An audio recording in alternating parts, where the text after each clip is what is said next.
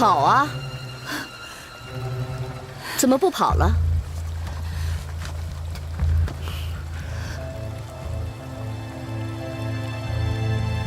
你知道这里是哪儿吗？你身后便是洗仙池，任何神仙只要坠入洗仙池，便会脱去仙胎，碎去仙骨。无论多高的修为，都要重新来过。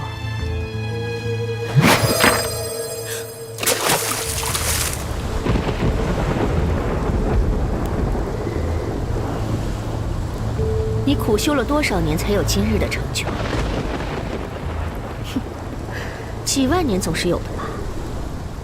你要干什么？这不是你该参与的事情。把战报给我，我可以当做什么都没发生。那神尊怎么办？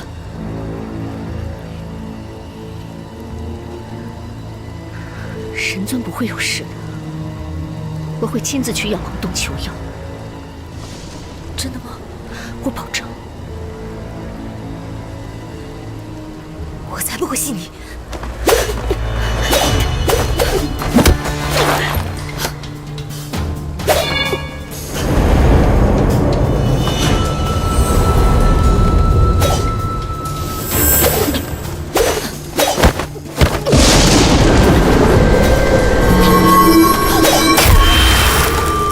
是你逼我的。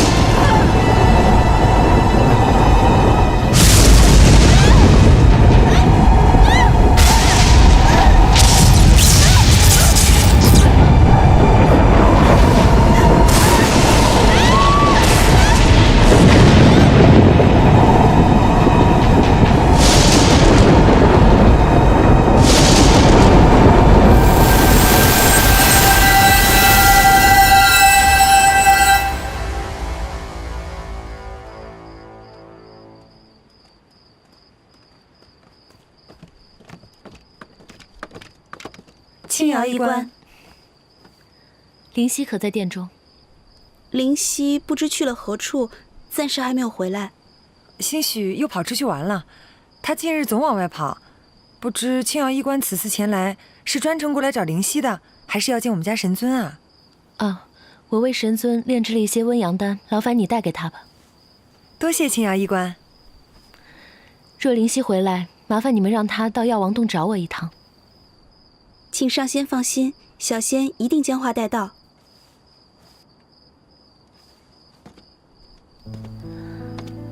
这个傻丫头心系战神，怎么会在这个节骨眼上没了踪影呢？真是患难见真情。这别的神仙近日避我们如避瘟神，青瑶医官平日里看起来冷冰冰的，如今不仅屡次来为我们家神尊瞧病，还违背药王的意思，主动来给我们提炼丹药，真是个好神仙。他是因为灵犀在这儿才会对我们这么好的吧？管他因为什么，对咱们家神尊好就行了。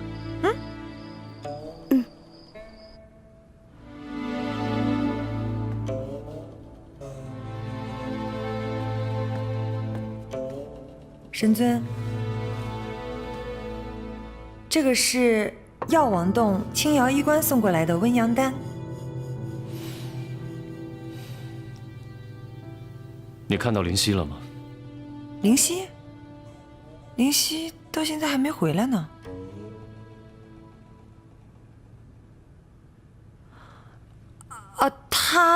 他好像去那个药王洞帮青瑶医官炼药去了。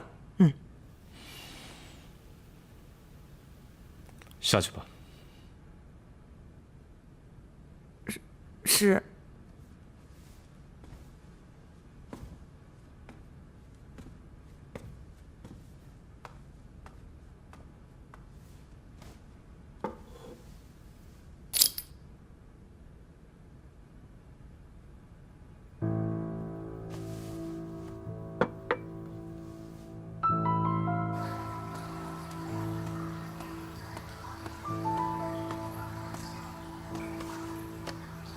母亲，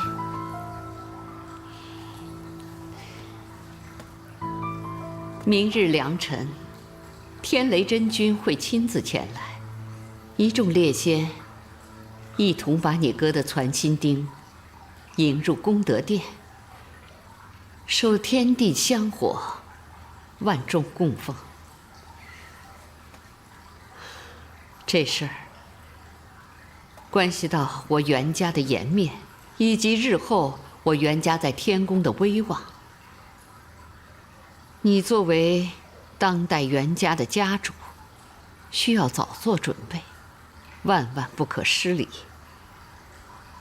此等大事，母亲为何不先与孩儿商量一番？这等好事儿，需要商量吗？你大哥的遗宝入住功德殿，难道你不高兴吗？当然高兴。明日啊，还会将九臣一直放在功德殿的战甲起出。战神，我倒要看看他的颜面往哪儿放。可是神尊毕竟功勋卓著，将其战甲……好了，此事已定了，我们就不要再讨论了。杜宇已经来了多时了，在大厅候着呢。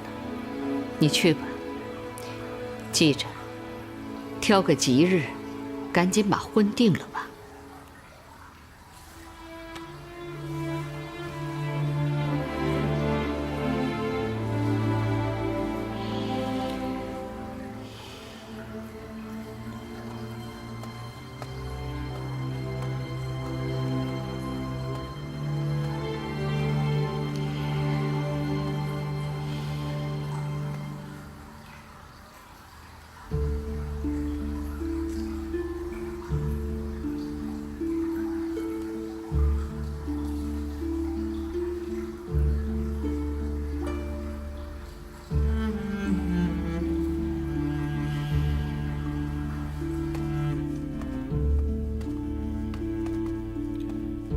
你回来了，看你一脸疲惫，一定是军中劳累吧？尚可。有心事？有心事不妨说出来听听，我也好帮你分担一二啊。我想休息片刻。那好，那我改天再来看你。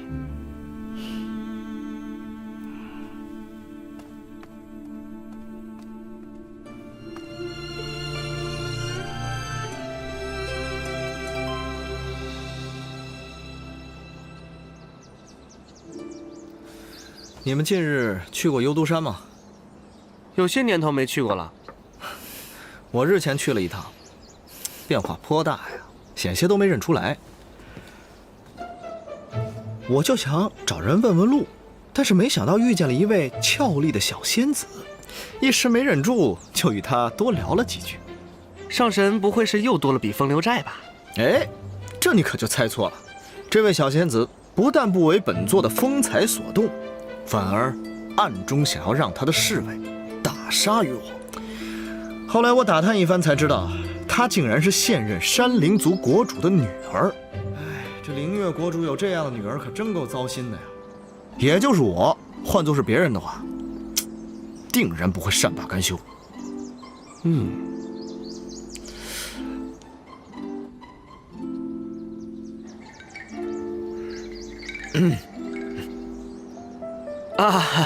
上神说到此处，倒让小仙想起了一桩趣事。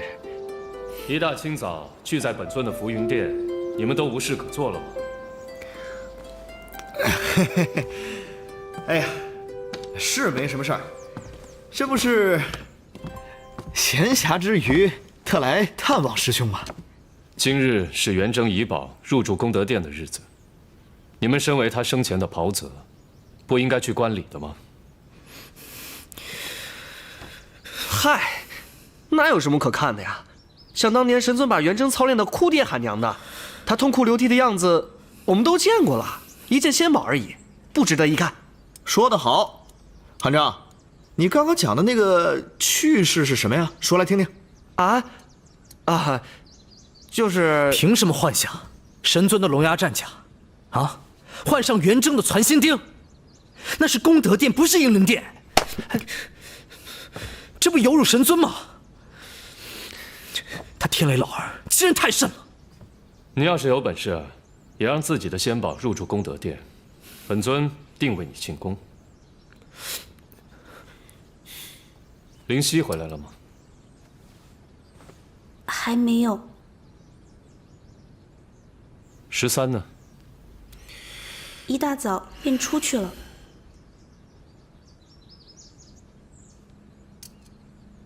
差不多时辰到了，该去紫云台了。紫云台，我正好有公务要去紫云台处理，要不我随师兄一起？哎，听闻普化仙君得了几瓶瑶池佳酿，云峰上神，你老人家面子大，你去讨2杯，也给末将尝尝。好说好说。哼，真是巧了，我还有笔账要同普化仙君算算。现在我去安慰一下他。那师兄先走，我们随后就去。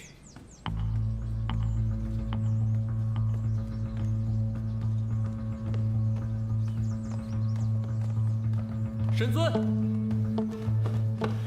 神尊，大事不好了！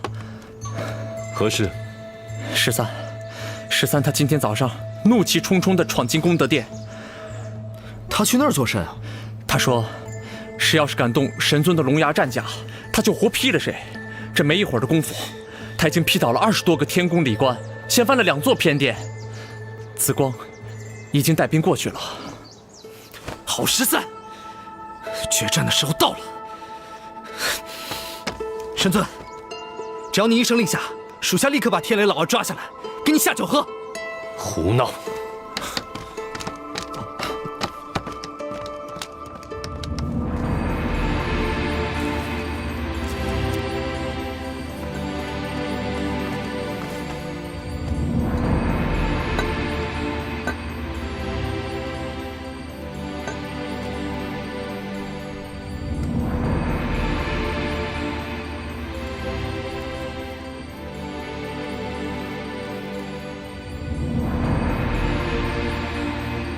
生儿，你可看见了？我袁家有今日之荣耀，全都是因为你，因为你不惧生死，奋勇屠魔。袁家的祖先以你为荣，袁家的弟子以你为荣，你的战绩必将列入先烈，受天下苍生供奉。大哥，事到如今，我也唯有将错就错。无论如何，我绝不能让袁家万劫不复。请您保佑我。天雷真君到！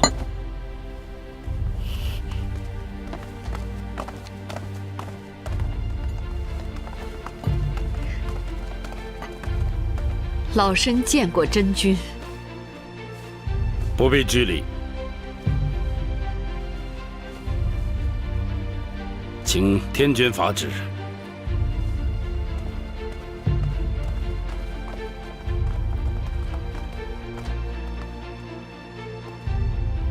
天君法旨。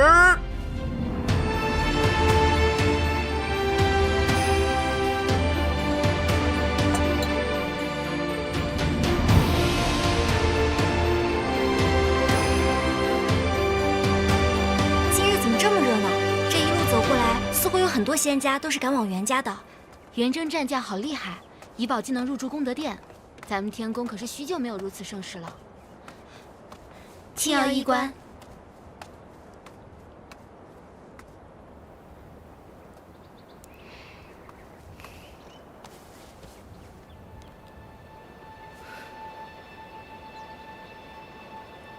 灵犀。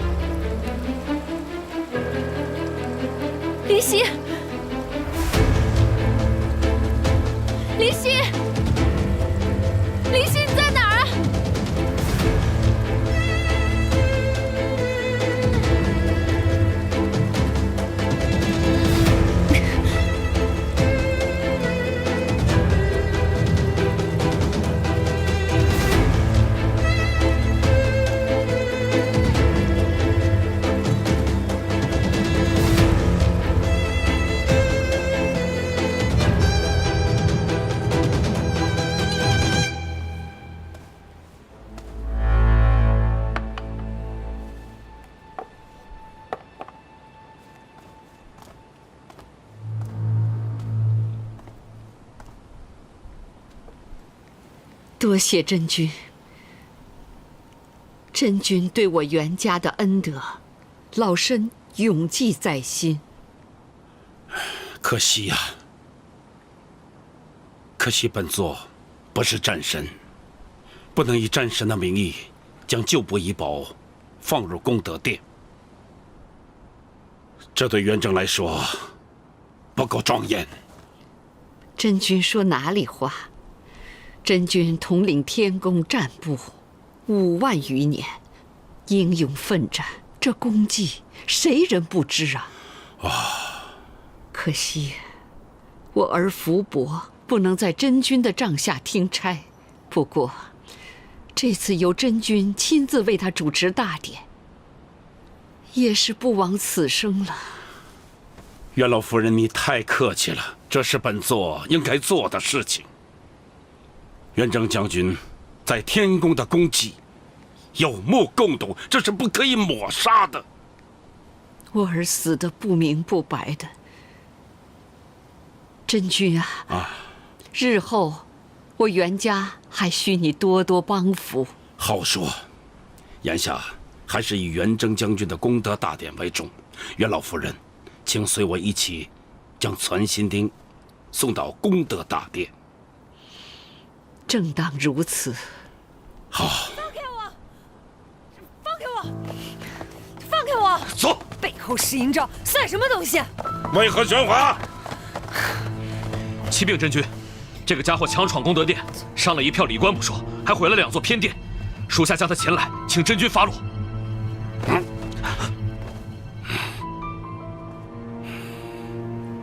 混账！现在是什么时候不知道吗？竟然拿这种琐事来烦本座，将他押到紫云台，听候天法处置。可是真君，紫云台今天要审问9臣，没工夫管他。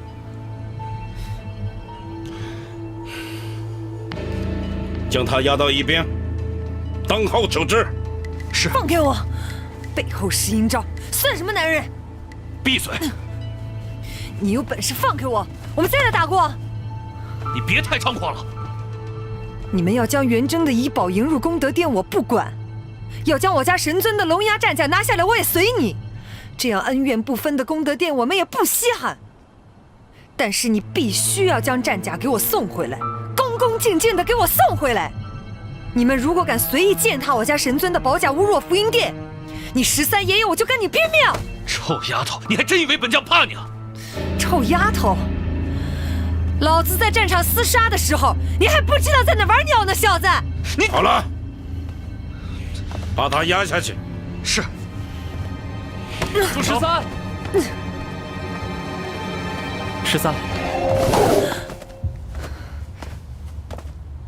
神尊，13没用。随本尊回去。是。站住！9臣，就这样把人带走了？真君欲如何？13，不懂规矩，擅闯功德殿，砸殿伤人，不可以这样把人带走。本尊自会带他去紫云台领罚。你一个犯错不幽禁之人，把他带走，有点不太合适吧？本尊自会向天君交代，不劳真君操心。哼！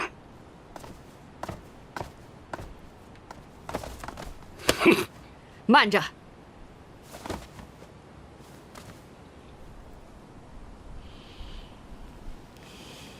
母亲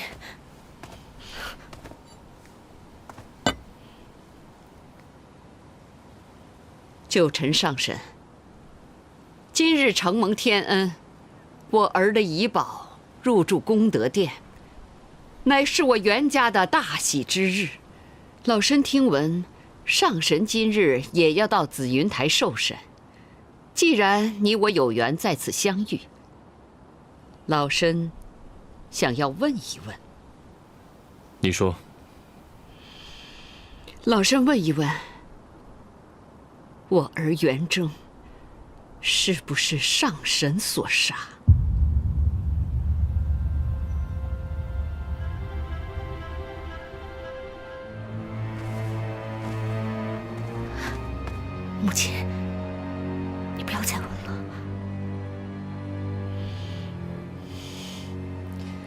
请上神以道心起誓，莫要欺骗老身。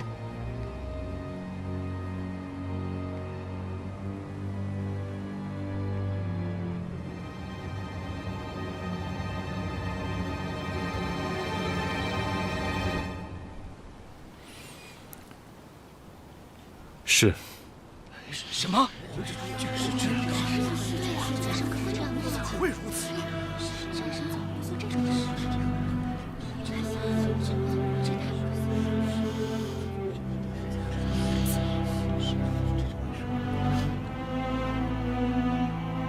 听见了吗？你们都听见了吧？你们都听见了吗？终于承认了，他终于承认了，我的儿，我袁家的弟子，还有我10万天兵枉死的冤魂。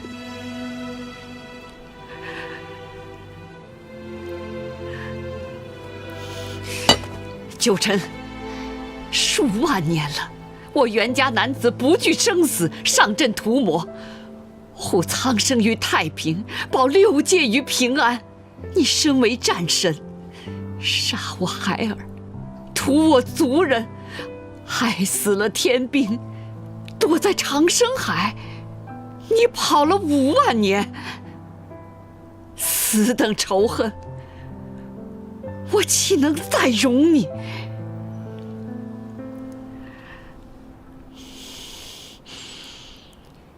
袁家的弟子何在？在！布阵，杀敌！母亲，不可！真君，真君，这是他们2家的事情，本座不便插手。住手！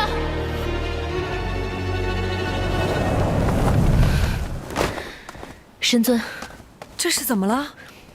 你帮我照顾一下他。灵犀，谁把你伤成这样的？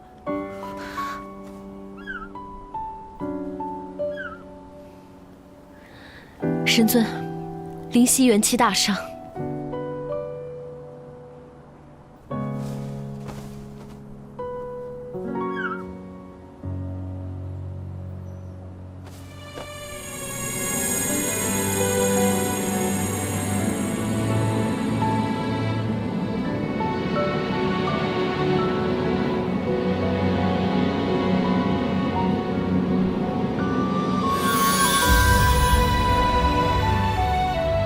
灵犀，灵犀，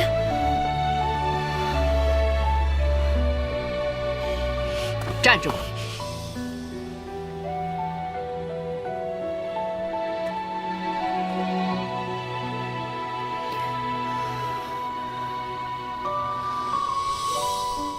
身子疼。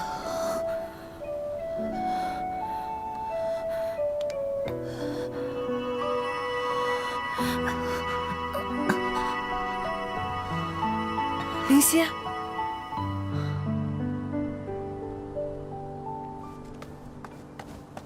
真君，今日到此为止吧。有什么事可以过了元征将军的功德大典再说。这也不是本座要强留他们，那我又能说什么呢？老夫人，真相已大白，今日当着我儿、我袁家的列祖列宗以及众位先友的面，我袁家要一个交代。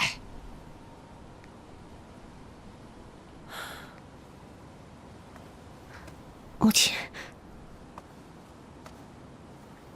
交代是吗？袁同上仙，袁老夫人很想知道真相，你觉得呢？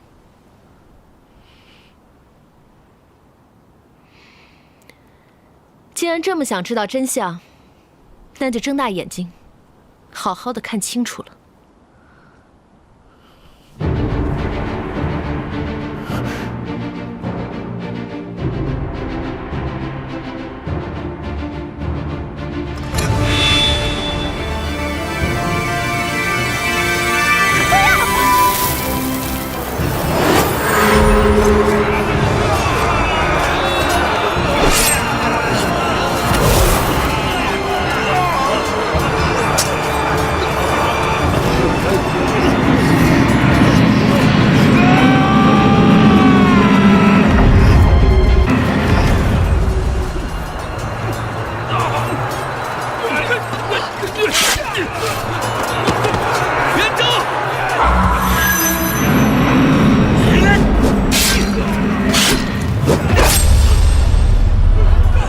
元正，你醒醒！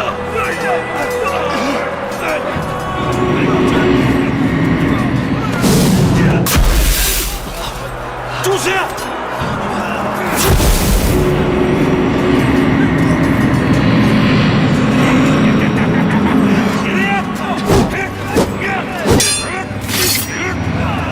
醒醒啊，元正！神尊马上就要来了，你给我醒醒！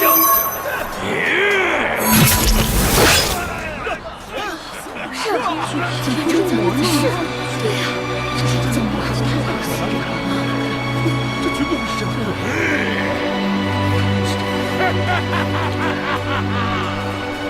假的，假的。真君，这战宝是假的，我儿他从小屠魔，绝不会入魔的。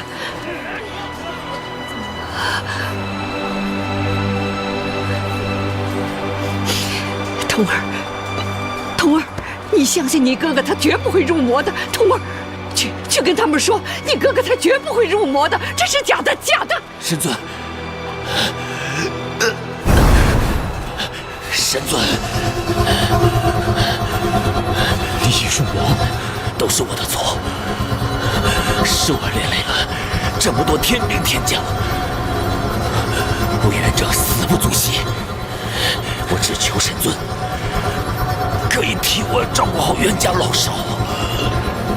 我妹妹袁农，她年纪还小。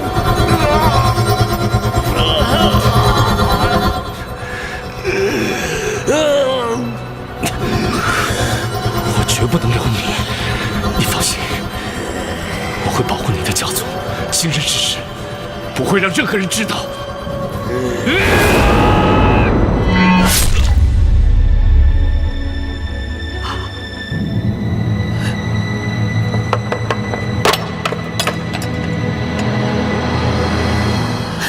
母亲，老夫人，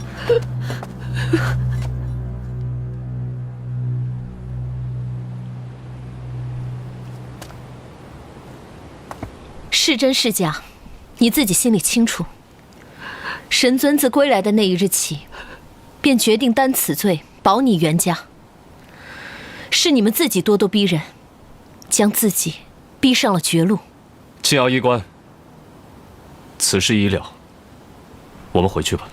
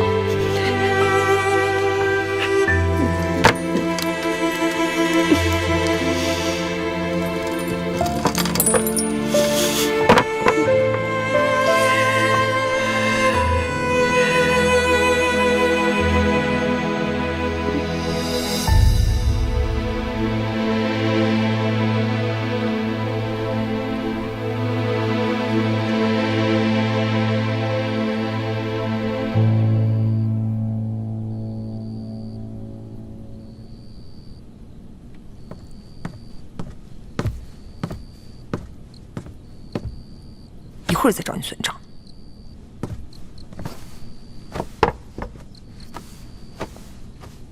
他怎么样了？青瑶医官，你倒是说话呀！这灵犀到底伤得如何？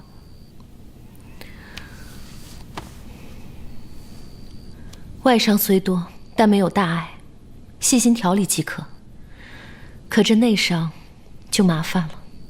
洗仙池的水不是谁都可以受得了的，他在里面泡了一夜，伤了根本。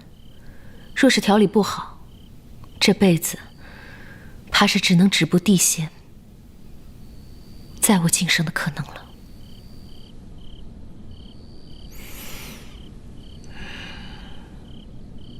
有劳了，医官。神尊客气了。灵犀是我自家妹妹，别人可以不管她，我却是要管的。夜深了，都散了吧。属下告退。小仙告退。啊，我送你。13仙子留步，我自己可以的。想清楚了再说话。送也行。嗯。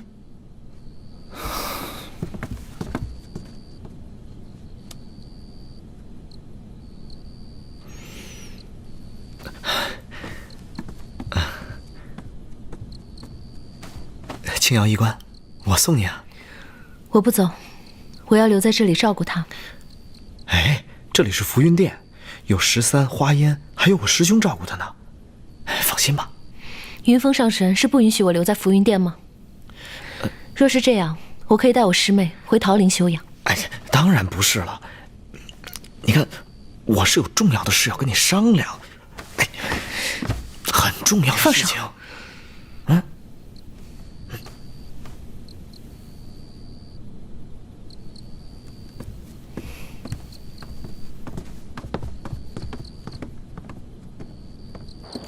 哎，13仙子，我自己能走，你不用送我。我送你。哎，我就送你，怎么了？哎，开阳兄弟，我记得你有事情找我。绝无此事，你一定是记错了。韩，哎，你们继续。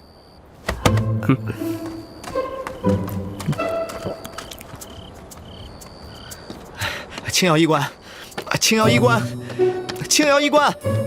哎，青瑶医官，我有病，我要看病。青瑶医官，司命，我也有病，我病得更严重。青瑶，等等我。云峰上神。神尊还在里边，你要不要找他老人家试试？过来。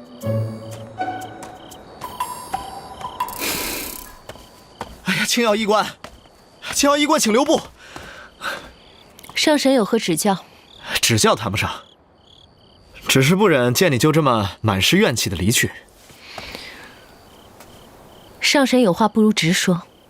好，那我便说了。可能你以前听说过关于我的很多不实谣言，但是那都不是真正的我。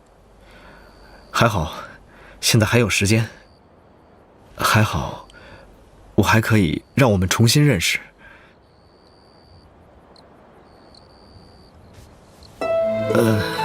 还好，我还可以让你看到我到底是什么样子的人。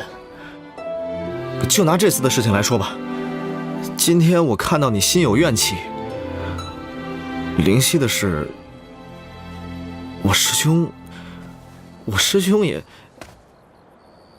青瑶，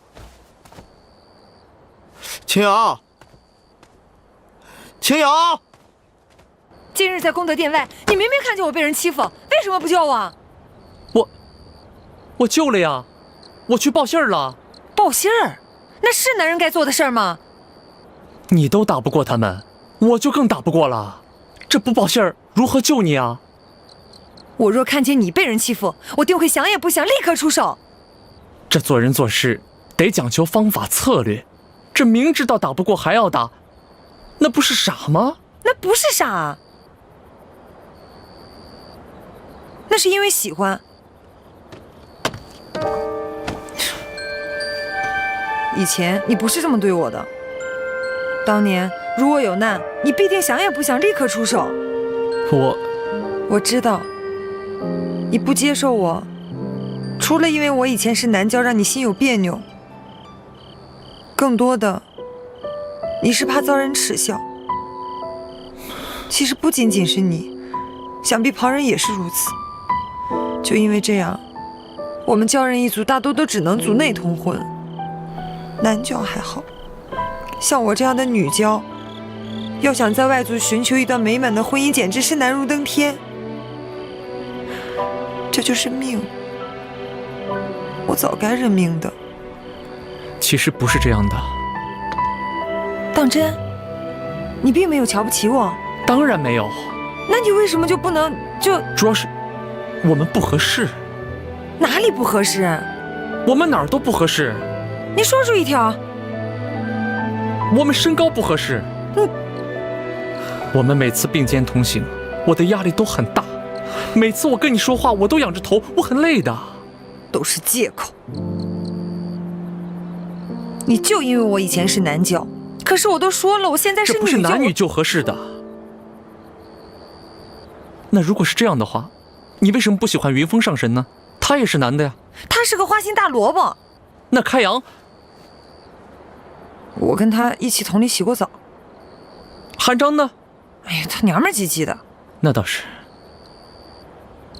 不过我承认，你比他还娘们儿。但是我就是是感觉。对，是感觉。感觉不对，人就不对。十三，我对你就是没有那份感觉。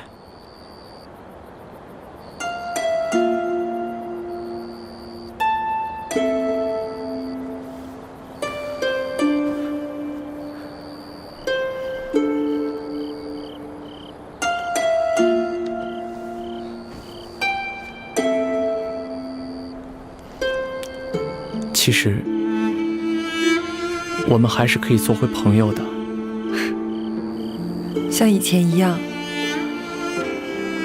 把酒当歌，毫无顾忌。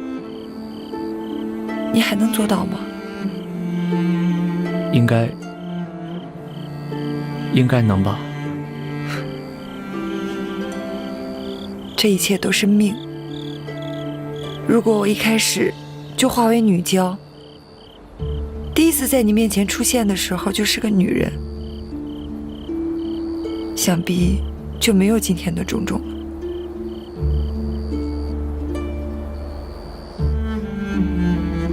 可是又怎么可能？如果没有遇见你，我又怎么可能想做一个真正的女人？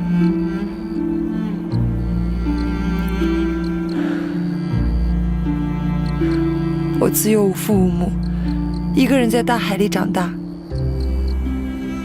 从小就被别人欺负。有幸认识神尊以后，我就特别想要成为他那样的人。我性格粗犷，大多都是因为开阳、韩章那些家伙的影响。你是不知道，在军中，如果不硬气一点，真的会被欺负。我刚进军营的时候，就因为我是个娇人的原因，所以常常被他们欺负。13，和你分开以后，我也不知道自己是怎么了，慢慢的就变成了现在这样。他们跟我说，如果不是特别喜欢一个人的话，是不会变的。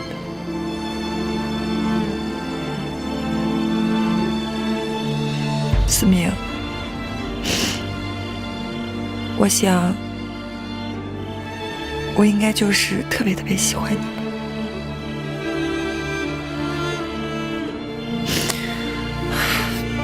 我跟你说这些干嘛？你不要害怕，也不要想太多。我是男子汉大丈夫，行就行，不行就算了呗。我以后不会再纠缠你了。是。思明，我还有一事相求，希望你能帮忙。你说。我虽已是女儿身，但我却不知道如何做一个真正的女人。你司管凡人命数，必定见多识广。如果有机会，你带我去瞧瞧，那凡间的女子到底是如何的。我当是什么事呢？这有何难？你可以随时去司命殿查看。只是不要再像过去那般对我了。不会了，你多虑了。时间不早了，你先回去吧。那你……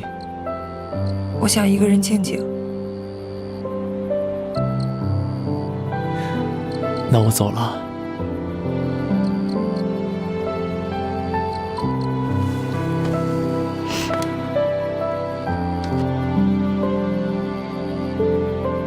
我真走了。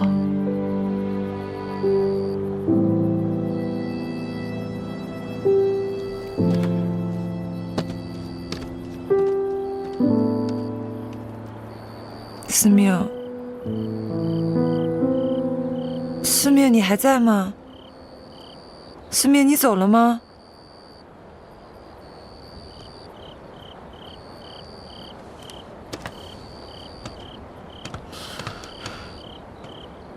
臭司命，还真是说走就走！给我等着！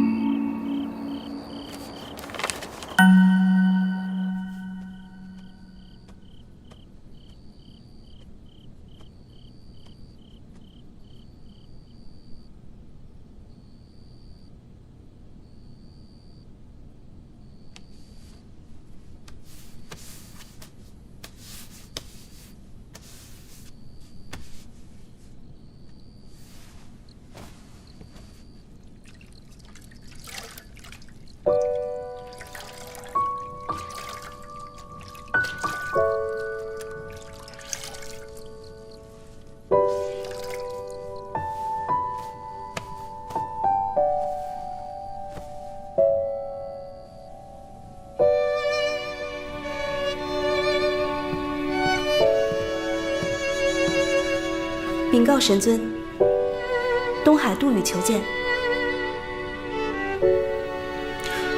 正殿候着。是。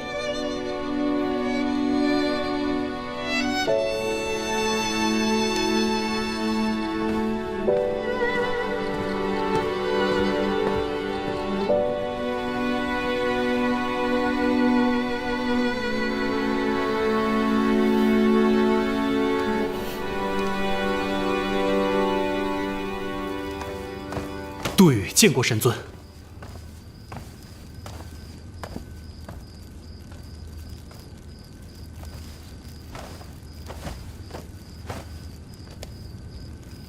何事？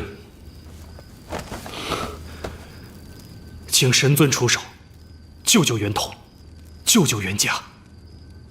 自袁家男子战死幽都山后，袁家全靠袁统一个人支撑。为保家族荣耀，他已经背负的太多了。若待天君下令，昨日的烈夷一族便是明日的袁家。请神尊看在袁征将军的份上，救救他们吧。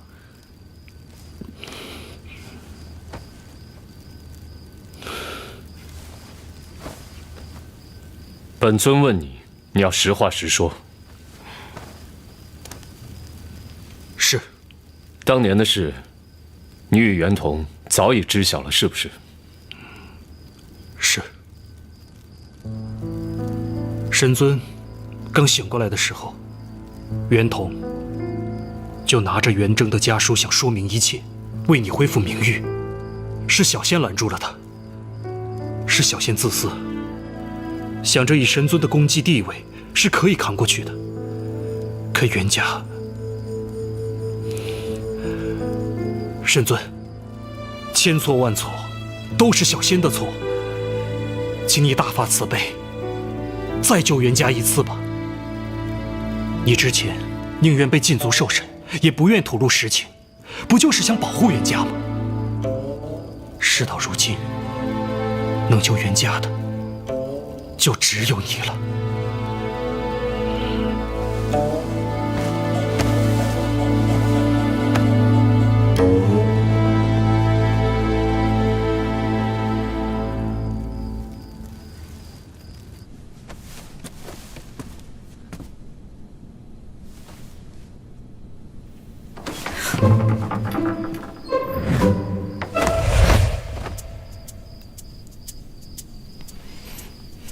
不要装了。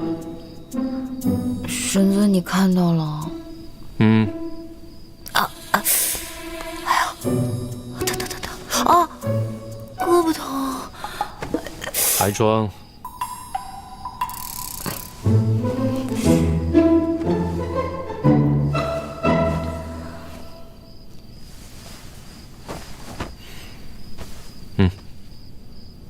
这是神尊给小仙的吗？多谢神尊。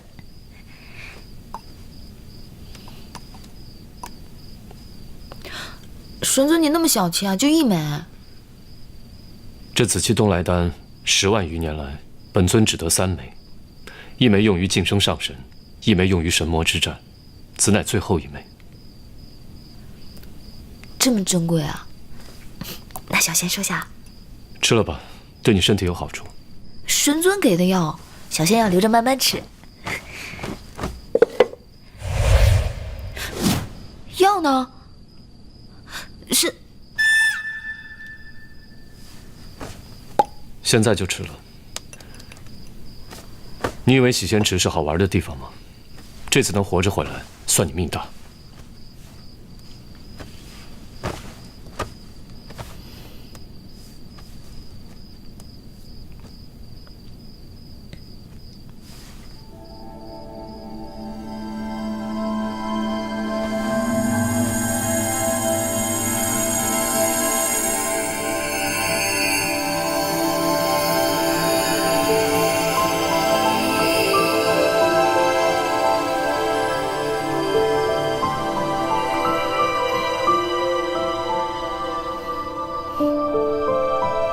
好多了。你好端端的为何跑去洗仙池，又因何坠入其中？自然不是因为活腻味了自己跳下去的，我是被袁同上仙给推下去的。袁同？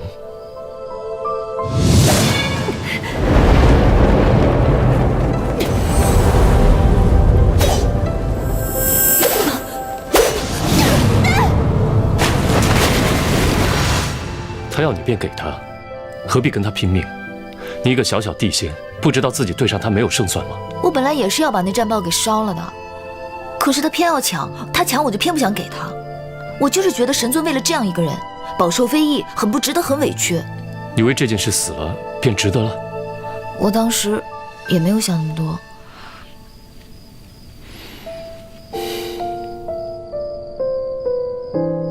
哦，神尊。袁同上仙的未婚夫来了，是来替他求情的吧？神尊，你别这样看着我，我可是丹鸟族，我们丹鸟族都是小肚鸡肠，记仇的很。他都要杀我了，我才不会替他求情，说好话。那你想如何？以其人之道还治其人之身，推他下洗仙池，退他仙骨，削他记忆，贬他下凡。我起码得让他给我磕头认错，真心诚意的求我原谅，然后罚他100年不许吃饭，只能喝风饮露，馋死的。还有啊，他还得补偿我，他当了那么多年的北海守将，一定有很多奇珍异宝，我要让他都赔给我，补偿我的损失。还有，神尊，你笑什么？没什么，随本尊来。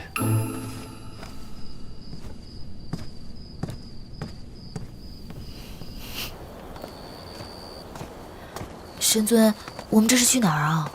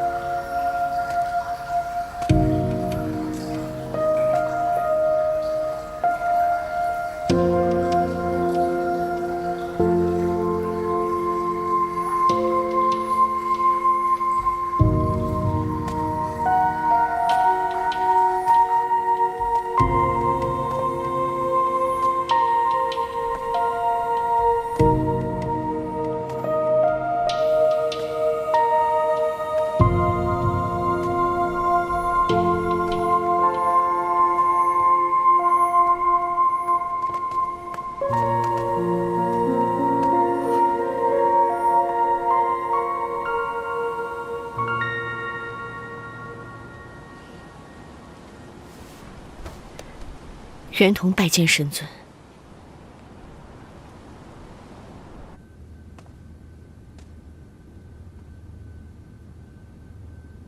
袁同愧对神尊。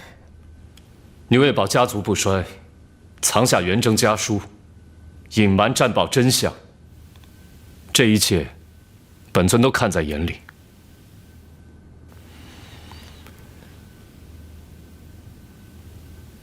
自从决定帮你袁家起，本尊已将后果看得非常清楚，亦不在乎那些流言蜚语，但你不该不择手段，妄动杀心。是你将袁家的路给走绝了。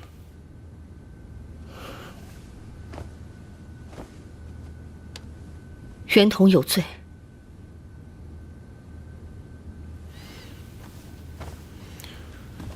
你太年轻了，莽撞而且愚蠢。当年元征是从天兵一步一步做起，历经8万余年，终而能成为4大战将之首。你呢？你凭什么？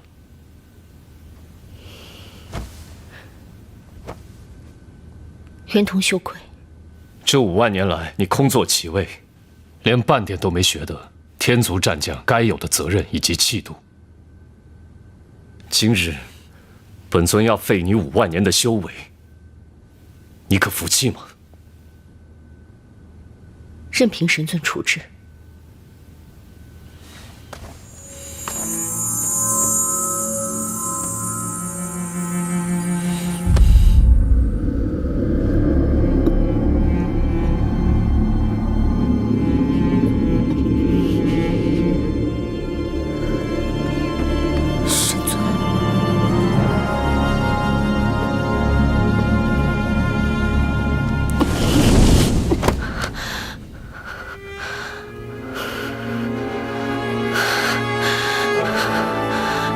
谢神尊。去从天兵从头做起吧。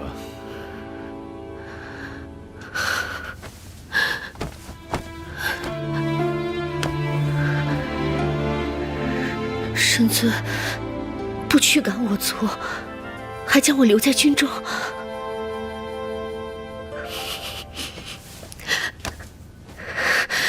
袁同拜谢神尊。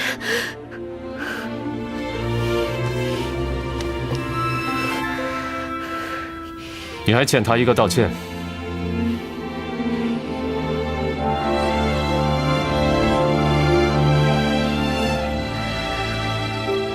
灵犀仙子，都是袁同的错。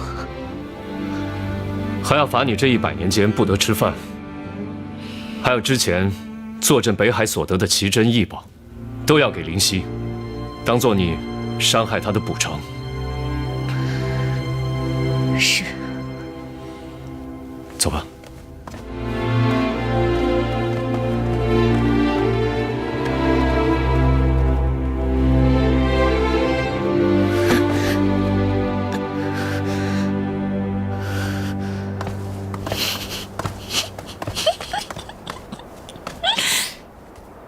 你笑什么？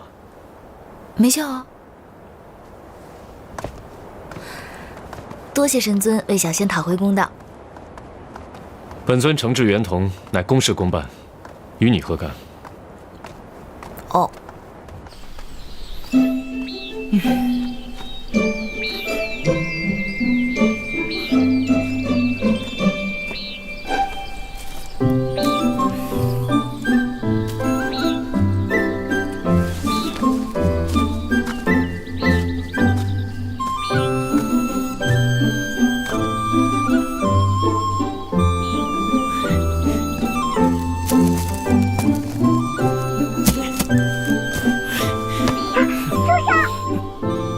什么人啊？都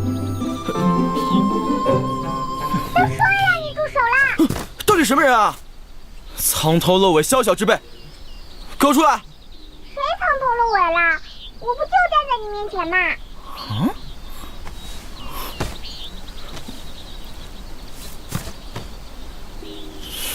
装神弄鬼！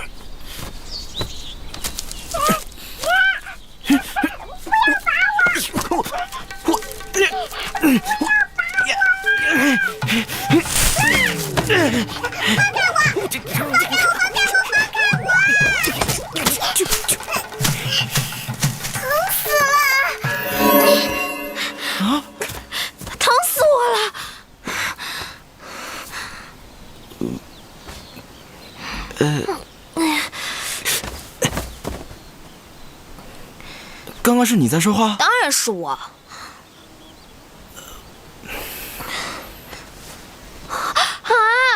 我掉头发了！我又掉头发了！你是一株花咬精？是啊，你没见过？确实不太常见。不要再拔我头发了，我是个女仙，没有头发会很丑的。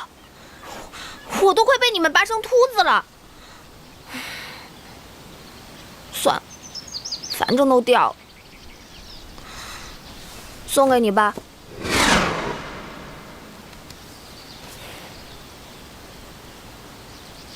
花疗是酿酒的圣品，你这么大一颗，明目张胆的生在这儿，没有被别人整颗拿去酿酒，已经是造化了。什么？你既已得到成仙，就该有点仙人的样子。不说保持人形，起码应该寻个洞府什么的，怎么还能以药材的样子随便待在路边？洞府？什么是洞府啊？算了，你跟我走吧。去哪儿？跟我去桃林啊！你在那儿可以好好修炼，不用担心一觉醒来被别人扔到酒罐子里面去了。那我跟你走，就不会有人再拔我头发啦？不会。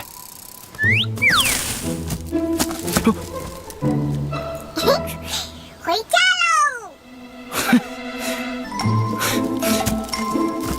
走晚一点啦。知道了。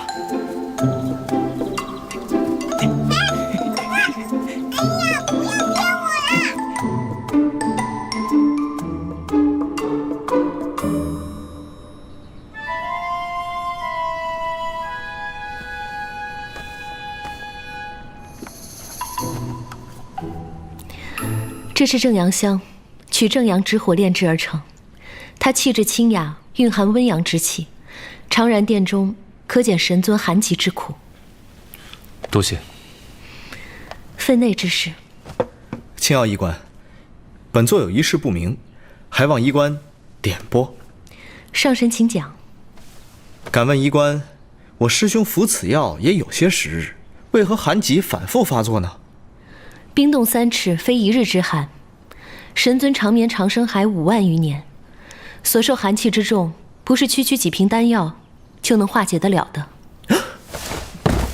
那怎么办呢？青阳医官冰雪聪明，法术高强，一定还有别的办法吧？神尊自服药以来，难道不曾见任何好转？的确见轻，但每到午夜时分，寒气仍难自控。寒疾反复，实属不该。神尊可有听我的叮嘱，未再妄动法力？妄动法力？神尊体内的寒气早已侵蚀四肢百骸，我药王洞所备丹药讲究的是徐徐涂之，固本培元。一旦神尊动了法力，极寒之气随法力游走全身，再强的药力也会被法力冲散，又何谈效果？青阳医官，修习到我师兄这个份上，早已是言出如法随，一言一行皆有无形法力，出门行走更是瞬息千里，怎么可能不动丝毫法力呢？那就不是轻摇一个小小医官能左右得了的了。神尊自己的身体还得靠自己照料，若真的难以自控，倒是可以用九灵之术封了你一身仙法，像个凡人一般过个30-50年，可能也就不要自愈了吧。这个方法倒是不错，我觉得可以试一下。若是没有别的事，小仙先告退了。不送。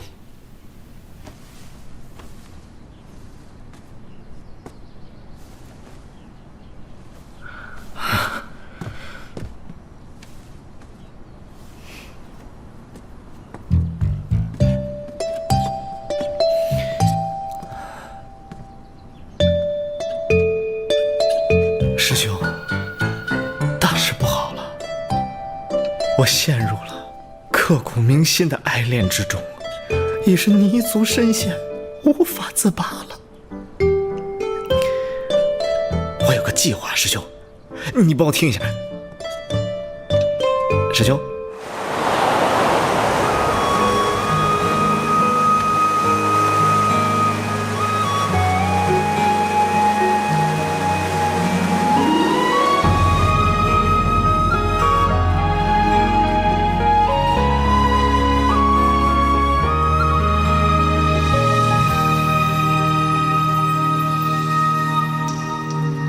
三杯两盏，树影上心头，泪清风上后。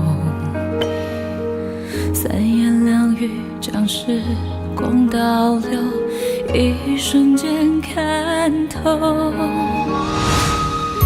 一场欢喜一场空，可念不可求，满心无人懂，爱不知可否。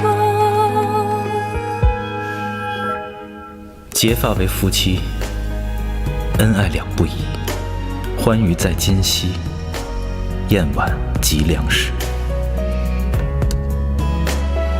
努力爱春华，莫忘欢乐时。若情的是情的猜测，人死当是否？一朝不舍，一生难得，为你当复来归，死当长相思。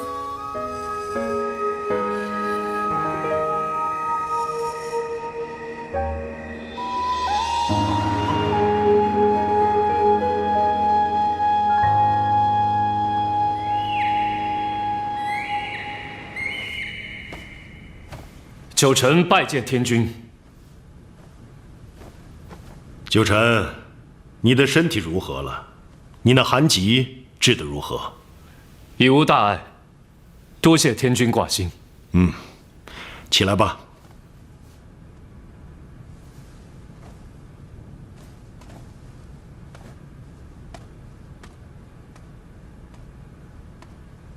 列位仙家，如何处置元征彝族一事，大家可曾商议出了对策？启禀天君，臣以为此事无需在意。按照以往处置便是。按以往处置。剃去仙骨，逐出天族，永脱仙籍，让他们自生自灭罢了。天君，